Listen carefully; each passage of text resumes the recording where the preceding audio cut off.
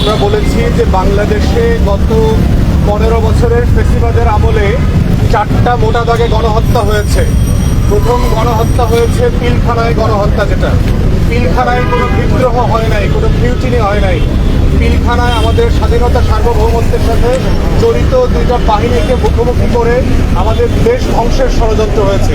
আমরা বলেছি পিলখানার গণহত্যার গণতদন্ত কমিশন করতে হবে। দ্বিতীয় গণহত্যা হয়েছে গত 16 বছরের ইতিহাসে, সেটা হচ্ছে মসজিদের শাপলা চত্বরে হেফাজতের উপরে। আমরা হেফাজতের এই গণহত্যার ব্যাপারে গণতদন্ত কমিশন দাবি করেছি।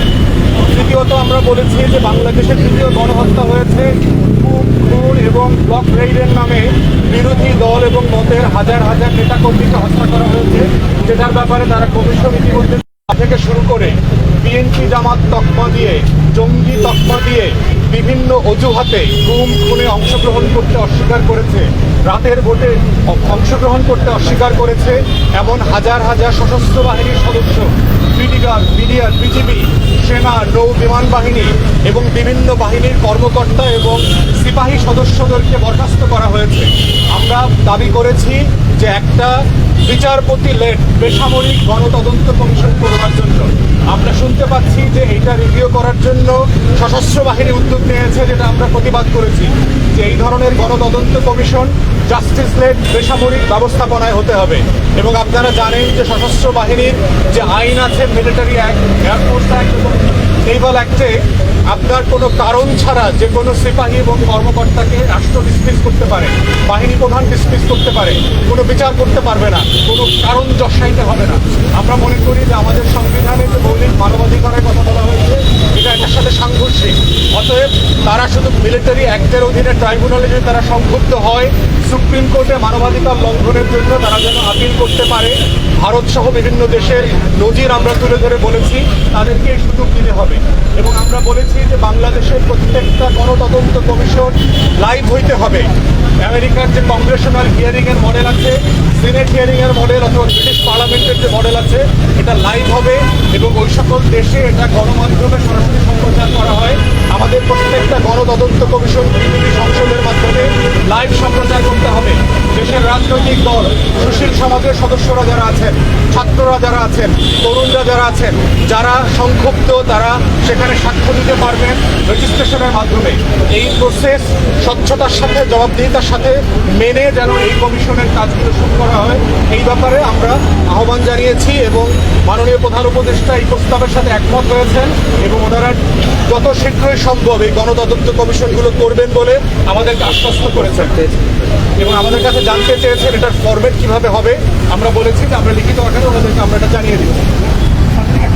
আমাদের আজকে প্রধান উপদেষ্টার সাথে আপনারা জানেন যে আমাদের সাক্ষাৎকার বা মিটিং ছিল 5:30টায়, কিন্তু দুর্ভাগ্যজনক হলো সত্য যে সেই মিটিংটা শুরু হয়েছে প্রায় 8টার দিকে।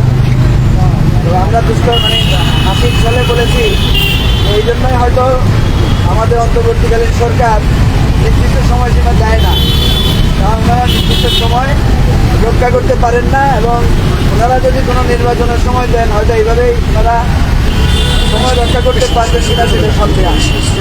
আমরা ওনাদের মাননীয় প্রধান উপদেষ্টার সাথে আরও দুজন সম্মানিত উপদেষ্টা হাসান আরিফ সাহেব এবং আতিকুর রহমান খান উনি ছিলেন, প্রধান উপদেষ্টার বিশেষ সহকারী মাহমুদ আলম ছিলেন এবং প্রেস উইংয়ের সদস্যরা ছিলেন।